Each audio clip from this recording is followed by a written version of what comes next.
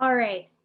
So moving to the future here, Alaska's energy transition has the same basic pieces as it does everywhere. The energy that for electricity, the energy in our buildings, and the energy for transportation, all with kind of an Alaska twist. Okay. So Alaska is more ready really to move to renewable energy than most places because our energy is so expensive.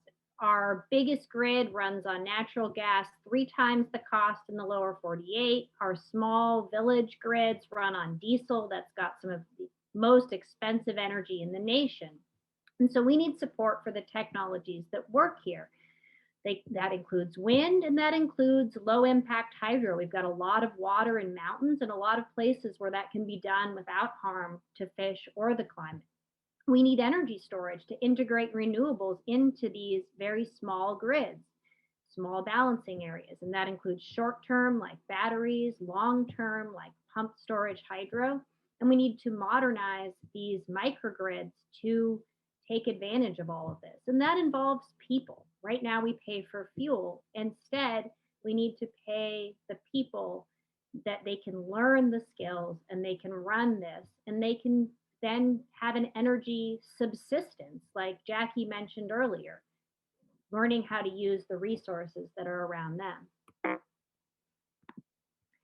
And we need to recognize that in Alaska, in general, it's cold. 87% of the energy used by households here goes to heat. And we need to improve the efficiency of our buildings so they don't need quite as much heat.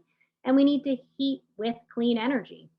Right now, pretty much every building in the state heats by burning something.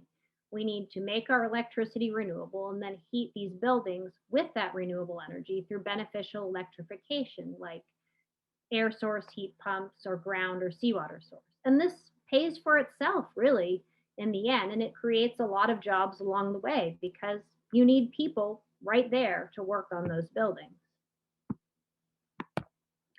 And transportation, in the push to electrify cars, we need to not forget all the other parts of transportation that are critical to our state with very few roads. We need those cars, but we also need to electrify ferries and skiffs and small planes and four-wheelers and snow machines, and all of those really are critical for people to get around.